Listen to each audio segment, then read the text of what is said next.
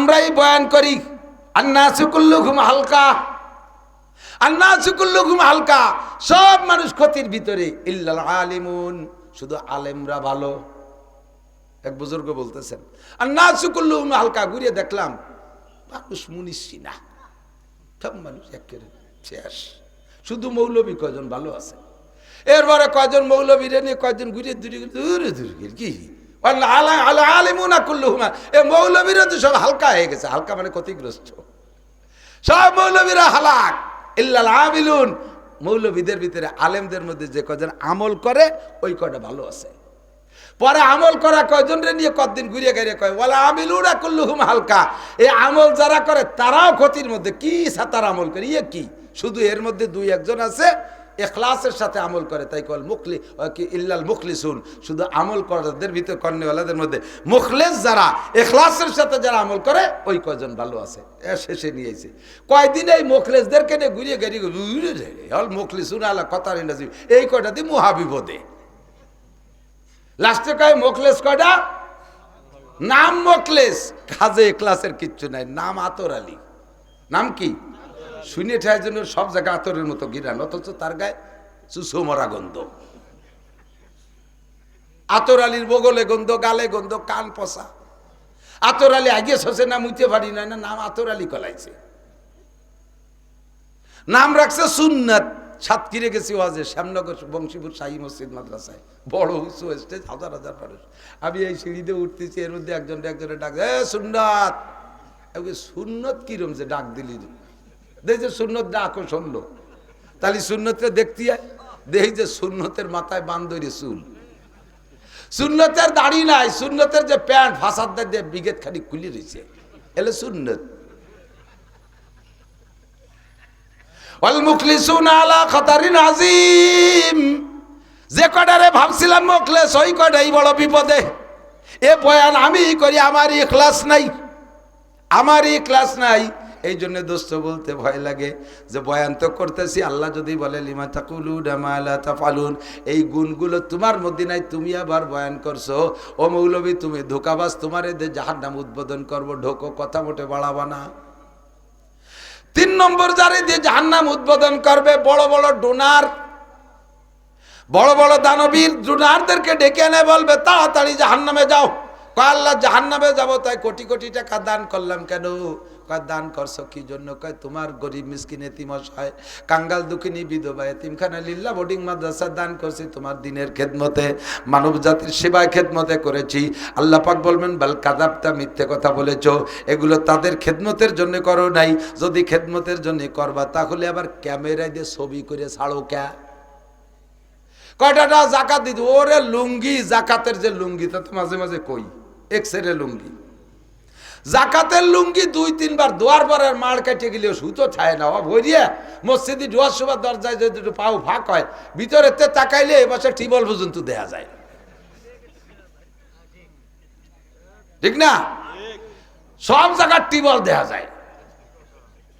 এই হলো জাকাতের লুঙ্গি। এই দিতে যাবার ক্যামেরা করে, করছে না? করে করে কয়টা কম্বল, কম্বলের কোয়ালিটি তো কই, কি কম্বল, আল্লাহু আকবার। যারে কম্বল দিয়েছে সে নিয়ে গায়ে দেয় না, বাস দিয়ে দরজার সামনে পাপোশ বানাইছে। কয়দিন বাড়ানোর পরে ছাগলে ব্যবহারে ডাকতেছে, কাকি ওভাবে অনাকাশন না হয়ে আমার গায়ে দিয়ে দেন। ছাগলরে গলার মধ্যে দিয়ে নিচে গিরিয়ে দিয়ে ছাগলটা জ্যাকেট বানাই দেয়। ছাগল তো ওরা যত্ন করে গায়ে দেয় না, ও গায়ে দিয়ে যেখানে পেশাব করছিল শুয়ে পড়ছে, ভিজে গেছে, থরথরে কাঁপতে, তাড়াতাড়ি খুলে নেন না, নিউমোনিয়া হবে না।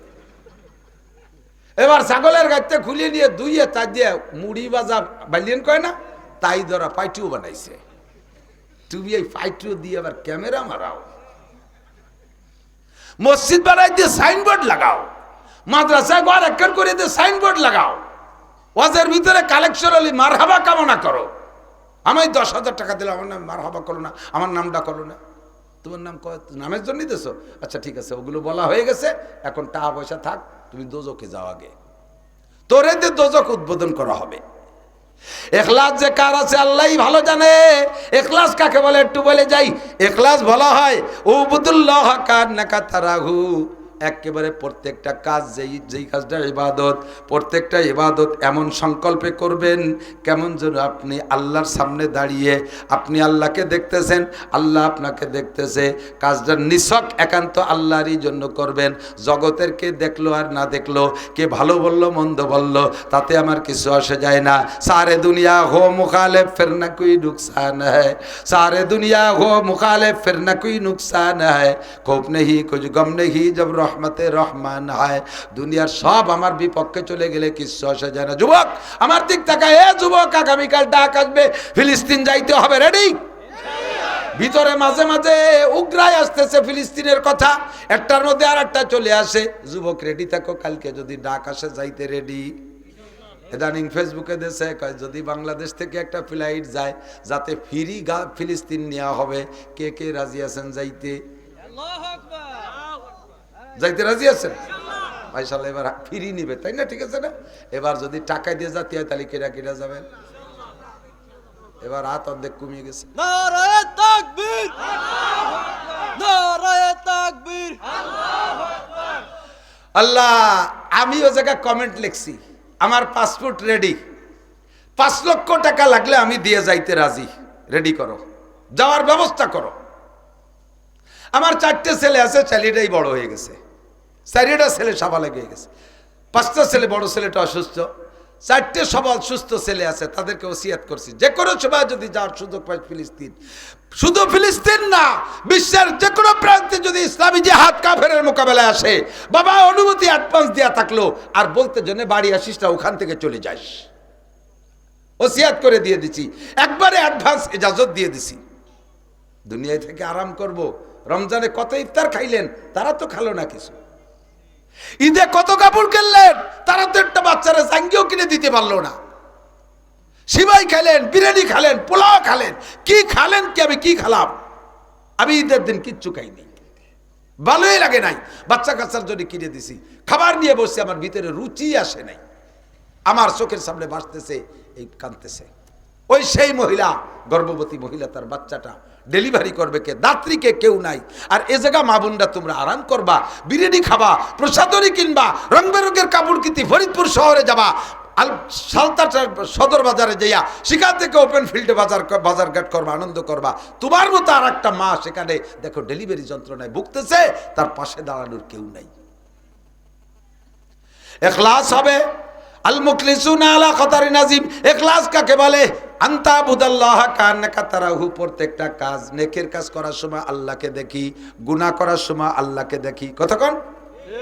নেকি করার সময় আল্লাহকে দেখবেন, তার মানে নামাজে দাঁড়াবেন এমন ভাবে আপনারে বোমা মারলেও যেন আপনার সেই বোমার দিকে খেয়াল না যায়, এরকম হবে। হযরত আলী রাদিয়াল্লাহু আনহু পায়ে তীর ইংসে, তা তো শুনছেন, যুদ্ধে যে পায়ের ভিতরে তীর ঢুকছে, এমন ভাবে আটকে গেছে তীর, এখন টানলে উনি চিৎকার মারি বেহুশ হয়ে যাওয়ার মতো হয়ে যাচ্ছে। উনি বলে, এই রাখো রাখো রাখো, ওভাবে হবে না, এভাবে তীর টেনে বেরোনো যাবে না, আমার অজুর পানি দাও। অজুর পানি দিয়েছে, অজু বানায় বলছে, আমি যখন নামাজে দাঁড়াবো ওই সময় টেনে বের করবা। হযরত আলী যখন নামাজে দাঁড়াইছে, এরপরে কয়জন পাউ বাঁধাইয়া আর কয়জন জোর করে টাইনিয়ে তীর বের করছে, আলী টেরই পাই নেই। সালাম ফিরানোর পরে বলছে, আলী রাদিয়াল্লাহু আনহু বলছেন, কি তীরটা কি তোমরা বের করার ব্যবস্থা করছো? দেখেন আছে নাকি, দেখে যে পায়ে তীর নেই। কখন বের করলে? যখন আপনি নামাজে দাঁড়াই গেছেন, আল্লাহর প্রেমে যখন গল্প শুরু করতেছে নামাজের ভিতরে, সেই সময় তীর টেনে বের করছে, টের পাই নাই। আর আমার কানের দাঁড়িয়ে একটা মশা উড়িয়ে গেলি মনে হয় যে হেলিকপ্টার গেছে, কান জড়ায় তাপ্পড় মেরে দিই। আমার নামাজটা কি সুন্দর নামাজ, চিনতে পারেন? কেইসা নামাজের নামাজ। তারা নামাজের মধ্যে আল্লাহরে দেখে, আর আমি নামাজের মধ্যে প্রেমিকারে দেখি। আমি নামাজের ভিতরে সিনেমার নায়িকাদেরকে দেখি। আমি নামাজের ভিতরে ল্যাংটা ছবি চোখের সামনে ভাসে। আমার নামাজ আর সেই নামাজ। ওবুদুল্লাহ কান্নাকা তারা। কোরআন শরীফ পড়বেন এমন ভাবে কেমন যেন অক্ষরের মধ্যে আল্লাহকে দেখেন।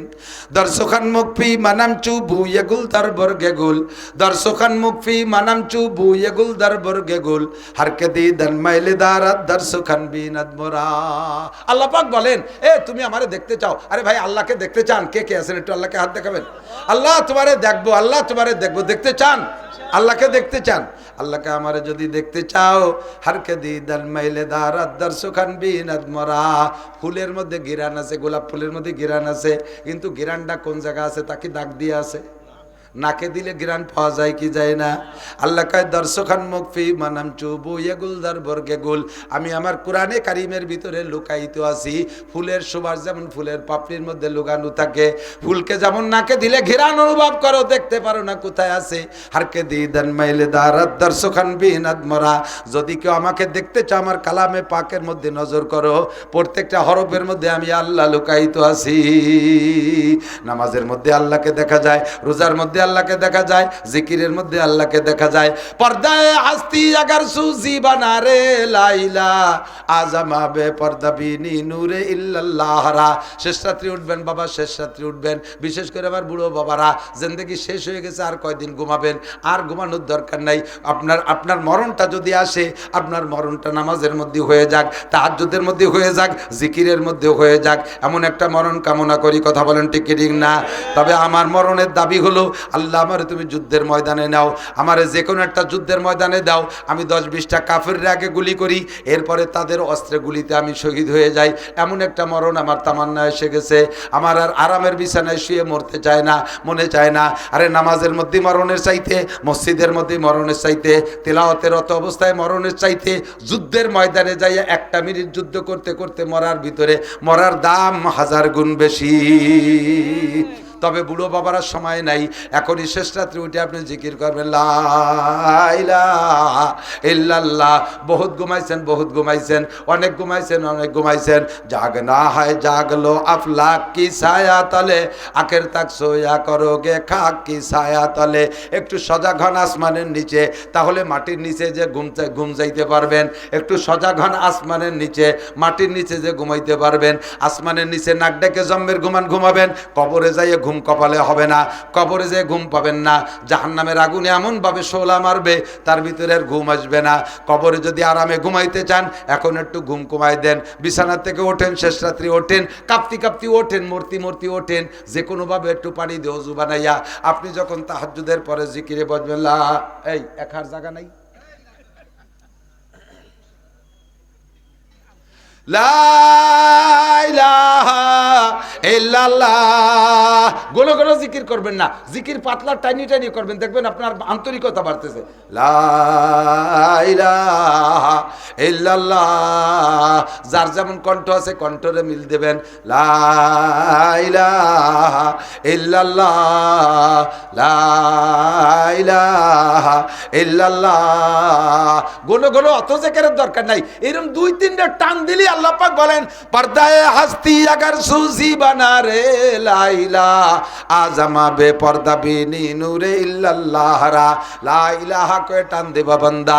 ইল্লাল্লাহ বলার আগে বান্দার আল্লাহর মাঝে যেই পর্দার কারণে বান্দা আল্লাহকে দেখতে পারে না, আল্লাহ কয় আমি ওই পর্দাটা সরাই নিয়ে যাব। আজামা বে পর্দা বিনি নূরে ইল্লাল্লাহ রা। ওই সময় ইল্লাল্লাহর নূর অর্থাৎ আল্লাহর নূরকে তুমি বিনা পর্দায় দেখতে পারবা। দুনিয়ার যত বড় সুন্দরী রূপসী রমণী দেখিস না কেন যুবক, আল্লাহকে দেখার চাইতে মজা হইতে পারে না। কথা কোন ঠিক ঠিক না? সমস্ত সৃষ্টি, সমস্ত রূপ তো আল্লাহর দেওয়া, সমস্ত রূপ তো আল্লাহর দেওয়া। তাহলে আমার আল্লাহ স্বয়ং কত রূপের অধিকারী, সমস্ত রূপ আল্লাহর দেওয়া। সেই আল্লাহর প্রেমে যদি পড়তে চাও, তাকে যদি দেখতে চাও, একটু শেষ রাতে উঠে জিকির করো লা ইলাহা ইল্লাল্লাহ। পুরুষরা একটা আওয়াজ করে জিকির করবেন, খেয়াল করেন, পুরুষরা একটা আওয়াজ, কট্টুক আওয়াজ, তাতে যেন আবার আর একজনের নামাজ জিকির ঘুমের ক্ষতি না হয়। এ কথা কয় কারা পিছনে? এ পিছনে কথা কয় কারা? বাড়ি জরুরি কথা হলে মাই কি কর আন্না চুপ থাও, পায়খানায় জম্মের গন্ধ নাহলে গিরা নুবে না। আল্লাহু আকবার। ওবুদুল্লাহ কান্নাকা তারা, জিকিরের মধ্যে আপনি আল্লাহকে দেখতে পারবেন। যুবক যুবক যুবক, আমি যুবকদের টার্গেট করি, তোমরা আকামও বেশি করতে পারো, কামও বেশি করতে পারো, শয়তানিও বেশি করতে পারো, তোমরা ইবাদতও বেশি করতে পারো। এই বয়স থেকে রেডি হয়ে যাও, এই বয়সে রেডি হয়ে যাও। প্রশংসা সব যুবক চাও, কিন্তু প্রশংসার কাজ কেউ করতে চাও না। প্রশংসা সব যুবক চাও, তোমারে ভদ্র বলি, নম্র বলি, দিনদার বলি, ভালো বলি, শিক্ষিত বলি, এই কথাগুলো বললে তোমার ভালো লাগে। অথচ এই কয়টা গুণের একটাও নাই। তুমি যেভাবে বান্দরি মার্কা চুল কাটিয়া মোটর সাইকেল যেভাবে রাস্তা দিয়ে ইলিং বিলিং ভাবে চালায় যাও, তোমার মোটর সাইকেলের ধুলোয় সব বুড়ো মানুষের চোখ গুলা আল্লাহ হয়ে যায়। তোমার চাল চলন দেখলে মনে হয় যেন তুমি শয়তানের আওলাদ, অথচ তোমার প্রশংসা না করে বদনাম করলে তুমি খেপে পড়ো। প্রশংসা যদি তোমার ভালো লাগে, প্রশংসিত কাজ করো, চুলগুলো সুন্দর করে কাটো, দেখলে বুঝবো তুমি একটা ভদ্র ছেলে। প্যান্টটা একটু ঢিলা ঢালা উঁচা করে পড়ো, তাহলে দেখলে বুঝবো তুমি ভালো ছেলে। অবশ্যই তোমার প্রশংসা করব। কতক্ষণ? আর তুমি যেভাবে চলো তাতে তাতে তো তোমার শয়তানের বাচ্চা। শেখ সাদি রহমাতুল্লাহ আলাইহি বলেন, নাশায়াত বনি আদমে খাকে জাদ কেদার সারকুনাদ কে বেরতুন দিও বাদ তোরা বাচুনি তুন দিও সরকাশি নাপেন্দার আমাজ খা কিয়া জাতেশি। বনি আদম মাটি দিয়ে বানানো, মানুষে বানাইছে মাটি দিয়ে, শয়তানরে বানাইছে আগুন দিয়ে। কতক্ষণ? মানুষ বানাইছে মাটি দিয়ে, শয়তান বানাইছে আগুন দিয়ে। শয়তানের ভিতরে অহংকার, কারণ আগুনের মধ্যে অহংকার। আগুনরে ছেড়ে দিলে নিচের দিক যায় না উপর দিক যায়? উপর দিক যায়। ঊর্ধ্বগতি আলার ভিতরে অহংকার বেশি। যে যত বড় তার ভিতরে তত অহংকার, যে যত বড় অফিসার তার মধ্যে তত অহংকার, যে যত বড় নেতা তার মধ্যে তত অহংকার। তার ভিতরে বড়ত্বের শয়তানের আগুন ঢুকছে। আর যে যত ছোট তার ভিতরে নম্রতা ভদ্রতা বেশি।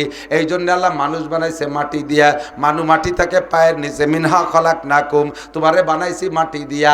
কারণ মাটির মধ্যে দুইটা গুণ আল্লাহর খুব ভালো লাগে। কয়টা? দুইটা গুণ আল্লাহর খুব পছন্দ হয়। একটা হলো নম্র ভদ্র সহনশীল। নম্র ভদ্র সহনশীল ধৈর্যশীল। মাটি জীবন ভরে পায়ের নিচে যায়। কোনোদিন কি কোনো জায়গায় মাটিতে আন্দোলন করছে আর আমরা ভাত তলে থাকতে পারবো না, মাথায় থাকবো? কইছে কোনোদিন? মাটিরে সইসিয়ে দাঁড়িয়ে যে কয়েকদিন আগে পিএস ফলাইছেন, চাষ দিচ্ছেন, এই কুপাই কাপাইয়া কত পিএস। এই পিএস উঠোতে না উঠোতে আবার শশা শুরু হয়ে গেছে, পাট বুনবে। পাট কাটতে না কাটতে আবার ধান লাগানোর জন্য শশা। এত নির্যাতন মাটির উপরে। কোনোদিন কি মাটিতে প্রতিবাদ করছে? মিয়া তোমার গায়ে কয়টা কোরআনি ছয়, আমারে যে ভারী চৌচিরুরি বেলাচ্ছ, এ কোনোদিন কয় না। মাটির উপরে 50 তলা দালান দিচ্ছেন, মাটিতে কয় না মিয়া তুমি তো দুই মনে পেঁয়াজের বস্তা বতি পারো না, আমারে এত বড় বোঝা দরকার। এ কথা মাটিতেই কয় না।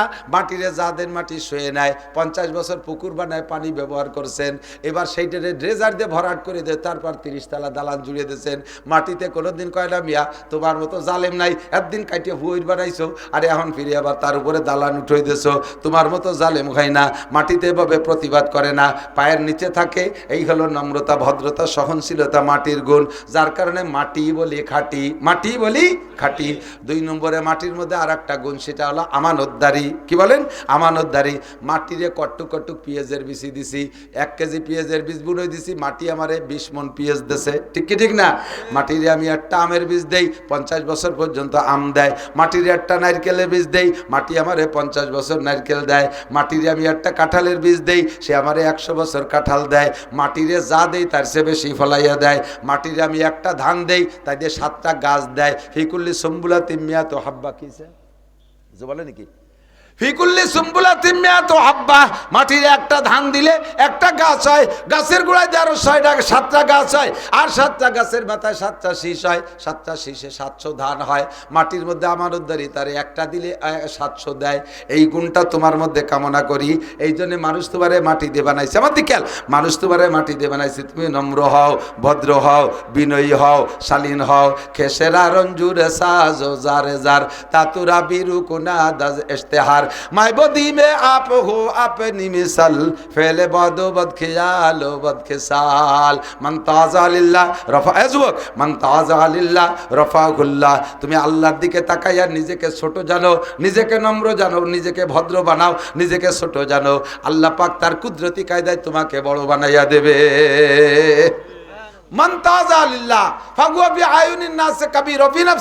খেয়াল করেন, যে ব্যক্তি নিজেকে নিজে ছোট, আমি ছোট, আমি কিছু জানি না, আমি আনপড়, সমাজের সবচেয়ে নিকৃষ্ট আমি, এমনভাবে নিজেকে উপস্থাপন করে সামাজিক কাজ করবে, ভালো কাজগুলো আবার বেশি করবে।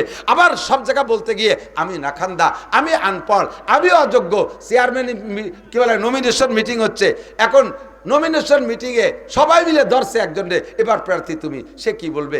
আদৌ সম্ভব না, আমার এ কাজের যোগ্যতাই নেই, আমারে দিয়েন না, নষ্ট হয়ে যাবে। সে আড়ানোর চেষ্টা করবে নিজেকে ছোট জানিয়ে। সবাই কয় না তোমাকেই দিতে হবে, তুমি নিজেকে ছোট জানছো, সবাই তোমার মাথায় করে নাচবে। হ্যাঁ, নিজের কাছে নিজে ছোট, মানুষের অন্তরে আল্লাহ তোমারে বড় বানাই দেবে। অমান তাকাব্বারা, আর যে ব্যক্তি তাকাব্বুর হাম চুমান ডাঙ্গন, আমি বড়, আমার এবার ভোট দিয়ে দেখেন কি করে ছাড়িয়ে দেই, আমার পরিচয় গরিব দুঃখীর দরজায়, রাস্তাঘাটে খাল বানাই দেবো, 12 মাস কাল নৌকো বেয়ে বেড়াবেন, আমি আসমান ভেঙে জমিনে নামাবো, লাঠির মধ্যে মুগুর ভরবো। আল্লাহ কয় সিঁড়ি বুড়িয়ে তাল বাংলা কই ফেলতে গেছিলাম কলাম না,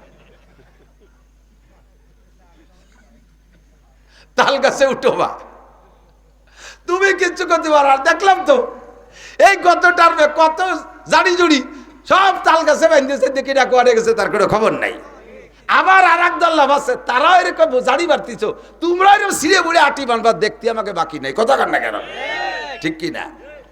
তুমি নিজেকে নিজে বড় জানো, সবাই তোমাকে ট্রিট করি। ও কি আমার নামের ব্যানার, এদিক তাকান, আমার নামে যদি আমি বড় ব্যানার করে লেখি, একবার আল্লামাতুদ দাহার, কুমকুমাতুন নাহার, কেলা গাছের থোড়, হাওড়ার ব্রিজ, তাল গাছের গুড়া, বাঁশঝাড়ের মুড়া, রইসুল মুফাসসিরিন, আন্তর্জাতিক খ্যাতি সম্পন্ন মুফাসসিরে কোদাল হযরত মাওলানা নাসিরউদ্দিন সাহেব, তাহলে মানসিক কাঁচা গোবর দিয়ে ব্যানারে লাল করি ফেলাবে, ঠিক না? আমি জীবনেও কোনোদিন আমার নামের শেষে যুক্তিবাদ দিয়ে লেখি না, আমি একটা কার্ডও ছাপাই নেই কোনোদিন, নিজের পরিচিতির জন্য একটা কার্ডও ছাপাই নেই। আমার নামে আলহামদুলিল্লাহ প্রত্যেক বছর কয়েক কোটি টাকার পোস্টার ছাপা হয়। এর এই পোস্টার যদি একটা আমি ছাপাতাম, তাহলে আরবিটারে আমার ওই ছাপানিগুলো টেনে ছিঁড়ে ফেলাই দিত।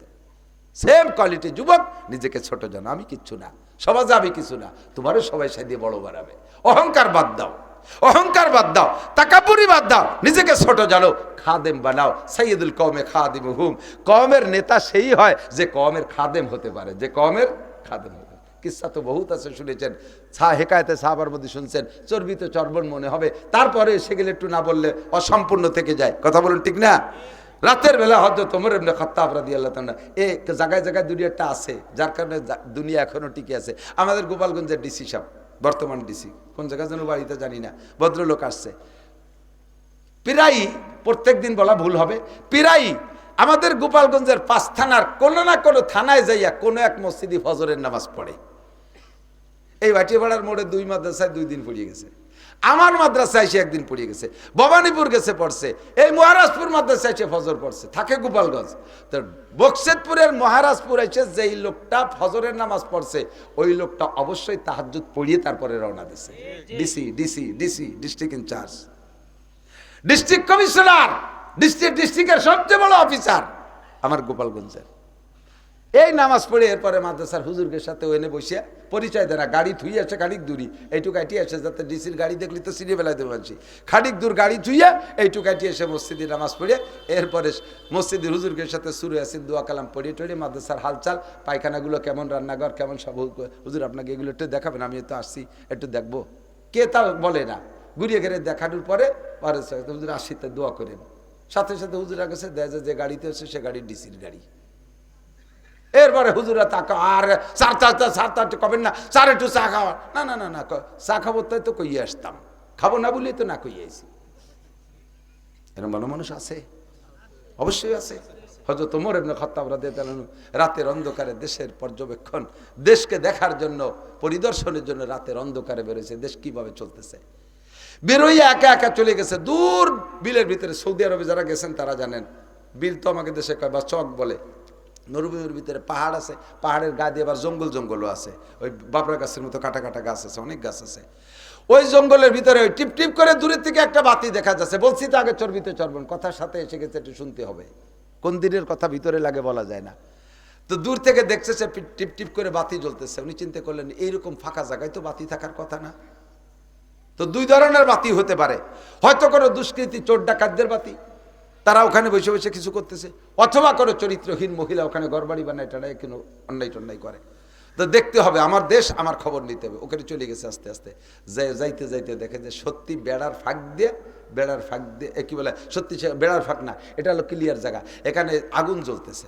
উনি কাছে যাইয়া একটু পর্দার সাথে একটু দূরে থেকে বলতে দেখে যে একটা মহিলা ছোট ছোট 2-3 বাচ্চা, এই বাচ্চাগুলো নিয়ে কান্নাকাটি করতেছে বাচ্চারা, আর এই মহিলা চুলোয় জাল দিচ্ছে টাড়িতে। দূরের থেকে বলছে, মা কি করতেছেন, আমি কি একটু কাছে আসতে পারি? কয় না, থাকেন, দূরে থাকেন। কি করতেছেন? কয় যে বাচ্চাদের জন্য কিছু রান্না বান্না করতেছি। কি রান্তেছেন? কয় যে তা বলা যাবে না কি রান্তেছি। আল্লাহ, একটু পরে বলবো। হযরত ওমর দূরে সরে রয়েছে, এই রান্না কিছুক্ষণ জাল দিতে দিতে বাচ্চারা খেলাধুলা কান্নাকাটি করতে করতে করতে করতে ঘুমাই গেছে। এরপরে বলতেছে, কিছুই রান্না করতেছি না, এই হাড়ির ভিতরে পানি জাল দিচ্ছি, বাচ্চারা সারাদিন না খাওয়া, এখনো না খাওয়া, খাবারের কোনো ব্যবস্থা নাই। এখন তাদেরকে কি সান্ত্বনা দিয়ে ঘুমাবো? তাদের বলছি যে বাপ, এই রান্না করতেছি, তোরা একটু পরে খাবি। আমি জানি যে কিছুক্ষণ লং টাইমে নিয়ে নাড়াচাড়া করলে ওরা ঘুমোয় যাবে, তারপরে হাঁড়িটা নামাইতে আমিও ঘুমাবো। বলেন তো কেমন লাগে শুনলে? এরকম অবস্থা গাজায় চলতেছে, ফিলিস্তিনে চলতেছে। তো হযরত ওমর শুনি আর দেরি না করে কয়, মা থাকেন, আসি। তাদের কান্নাও দেখছে, তাদের চুলায় হাড়ি থাকা অবস্থায় তাদের ঘুমও দেখছে। উনি আইসা সরাসরি গোডাউনে ঢুকে গোলাম সাথে নেছে, আগে গোলাম ছিল না, গোলাম সাথে নেছে, নিয়ে যে গোডাউনের থেকে খাদ্য চর্বি টর্বি, ময়দা আটা, সে খেজুর টেজুর তেল টেল দিয়ে বড় এক বস্তা ভরিয়ে এরপরে গোলামকে বলছে, গোলাম মাথায় উঠাই দাও। অবশ্যই পড়েছেন আপনারা, গোলাম মাথায় উঠে দাও। গোলাম কি বলেন তো? গোলাম মাথায় উঠে দাও। গোলাম মানে কি? বাড়ির গরু, সেম কোয়ালিটি অফ গরু। আপনার বাড়ির গরুটারে যেমন আটে নিয়ে বেশি ফেলতে পারেন, গোলাম ওইরকম বেচা যায়। গোলাম এরকম একটা জাতি, মানুষই, কিন্তু আল্লাহ তাদেরকে এইরকম গোলাম বানাইছে, এমন পরাধীন বানাইছে। তো এই গোলাম হযরত ওমরের গোলাম। আর ওমর কিরা? কত বড় দেশের অর্ধ জাহান্না, পৃথিবীর 2/3 তার রাষ্ট্রের আয়তন ছিল 2,40,00,000 বর্গ মাইল। এইরকম বাংলাদেশের প্রায় 200 বাংলাদেশের সমান। এত বড় দেশের রাজা গোলাম রে কয়, বস্তা আমার মাথায় উঠে দাও। গোলাম কান্দে দিচ্ছে, মালিক আপনি আমার জাহান্নামে পাঠানোর চেষ্টা করতেছেন, আমি থাকতে আপনার মাথায়? হযরত ওমর বলে, না গোলাম, তুমি তো এদেশের রাজা না, এদেশের মানুষের দায়িত্ব তোমার হাতে না, তোমার জিম্মায় না, এটা আমার জিম্মায়। আল্লাহ আমাকে খলিফাতুল মুসলিমিন বানাইছে। আমার এই রাষ্ট্রের ভিতরে কোনো জায়গায় একটা কুত্তাও যদি না খেয়ে মারে, তাহলে কিয়ামতের জবাব আমাকে দেয়া লাগবে গোলাম, তোমাকে দেয়া লাগবে না। আমি সচক্ষে যা দেখে আসছি তার খেদমত আমাকেই করতে হবে। বোঝা উঠাই দাও। আর নয় তুমি বলো যে কিয়ামতের ময়দানে এই সমস্ত প্রশ্নের জবাব তুমি দিয়ে দিবা, আমার পক্ষ থেকে দায়িত্ব নাও। গোলাম কয়, না তা কি সম্ভব নাকি? তা যদি সম্ভব নয়, বস্তা বওয়া সম্ভব না, উঠে দে। বস্তা ওমরের মাথায় উঠে দিচ্ছে। লম্বা একটা মানুষ কাঁপতে কাঁপতে বস্তা নিয়ে যাইয়া সে জায়গায় যাইয়া মহিলাকে বলছে, মা একটু সরিয়ে দাঁড়ান। মহিলাকে সরাই দিয়ে নিজে হাঁড়িতে করিয়ে সেই সব খাবার যা দিয়ে রান্না করা যায়, এইটা রান্না করিয়া ফুয়াইয়া একাতে সাবার ভিতরে লাগছে। ঘন দাড়িওয়ালা লম্বা মানুষটা চুলের ভিতরে ফু দেয়, ধুমো উড়িয়ে এসে দাড়ির ভিতরে চোখের মধ্যে যায়, চোখ বেয়ে বেয়ে পানি পড়তে, নাক দিয়ে পানি পড়তেছে। এই কান্নাকাটি করতে করতে হাঁড়িটা রান্না করে, রান্না শেষ করে নামাইয়া মহিলাকে বলছে, মা বাচ্চাদেরকে একটু সজাগ করেন। সজাগ করছে, সজাগ করে উনি নিজে হাতে বলে, আপনি একটু সরে বসেন, আমি এদের একটু খাওয়াই। আমি এসে যেভাবে কান্না করতে দেখছি, ওই কান্নার বিপরীত আমি সেইভাবে হাসি না দেখে আমি যাব না। বাচ্চাদেরকে নিজ হাতে পারান ভরি তৃপ্তি সহকারে খাওয়াইয়া এরপরে হাড়ি দিয়ে উনি দূরে বসলেন। আর মহিলাকে বললেন, মা এবার আপনি একটু পরান ভরে খান। আপনার চেহারায় দেখছিলাম মলিন, আপনার চোখে দেখেছিলাম পানি, বাচ্চাদেরকে আমি কান্না করতে দেখেছিলাম, তাদের মুখে হাসি ফুটাইছে, আপনার চেহারা আমি হাসির দিকে যাব না। এবার মহিলাকে পরান ভরে খাওয়াইয়া এরপরে বাকি বস্তায় যা ছিল তা দিলেন, বললেন, মা দোয়া করো। এবার মহিলা বলতেছেন, কিয়ামতের ময়দানে আল্লাহর কাছে খলিফাতুল মুসলিমিন ওমরের বিপক্ষে মামলা দেব। ওই মহিলা করছে, ওমরের কাছে করছে, আপনি সাক্ষী থাকেন, ওমরের বিপক্ষে কিয়ামতের ময়দানে আল্লাহর কাছে মামলা দেব। এই দেশের রাজা হইয়া আমাদের খবর নেয় না। আপনার মতো মানুষকে যদি আল্লাহ প্রেসিডেন্ট বানাইতো, আপনার মতো মানুষকে যদি আল্লাহ খলিফাতুল মুসলিমিন বানাইতো, তাহলে আমাদের এই দুর্গতি হইতো না। আমি ওমরের বিপক্ষে কিয়ামতের ময়দানে মামলা দেব। ওমর তখন বললেন, ও মা, তোমরা যে এই জায়গায় এভাবে কষ্ট করতেছো, এইটা কি ওমরকে কোনোদিন জানাইছো? উনি যে ওমর তা পরিচয় দেয় নাই, তুমি কি কোনোদিন জানাইছো ওমরকে? ওমরের কাছে তো কি আসে না, ওমর কিভাবে জানবে তোমরা এই কষ্ট করতেছো? তুমি কেন মামলা করবা? কয় খলিফাতুল মুসলিমিন হইছে, ঘুরে ঘুরে দেশের খবর কেন নেয় না? আপনি যখন খবর নিতে আসেন, ওমরের তো দায়িত্ব এরকম ছিল। এই দায়িত্ব তো ওমরের, ওমর আসে নাই, আপনি আসছেন, আল্লাহ যেন আপনারা খলিফাতুল মুসলিমিন বানায়। বলেন না আমিন। আমিন তো আগে হয়েই রয়েছে।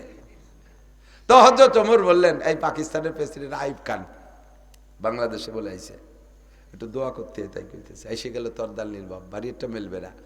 তো প্রেসিডেন্ট আইয়ুব খান যখন আইছে, বিশাল মিটিং।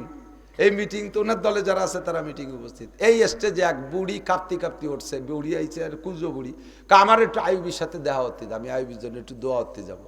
তেমন বুড়ো মানুষ আসতে পারেনি, তারা সব রাস্তা খুলে দেয়, চলে আসে আইয়ুব খানে। আইয়ুব খান তো খান, বিশাল জুয়ান, বুড়ি তো একটু হয়ে গেছে, বাবা মাথাটা নিচে, ওর একটু দোয়া হয়ে দেয়। তা আইয়ুব খান মাথা নিচে আসছে। Ayub Khan field marshal, field marshal কাকে বলে? যেই সেনা প্রধান বড় বড় 3টে যুদ্ধে বিজয়ী লাভ করে সে হয় ফিল্ড মার্শাল। ওইদিকে 2 পাকিস্তানের প্রেসিডেন্ট, এর চাইতে বড় পদ কি আর এই 2 পাকিস্তানের মধ্যে আছে নাকি? এ বুড়ি ওই আইয়ুব খানের মাথা নিচে ওই দোয়া হতে, আল্লাহ যেন তোমারে বড় দারোগা বানায়, আল্লাহ যেন তোমারে বড় দারোগা বানায়। আইয়ুব খান হাসতেছে, কি কয়? ওই বুড়ির জানা আছে, বুড়ির অভিজ্ঞতা হলো দুনিয়ায় সবচেয়ে বড় হলো বড় দারোগা।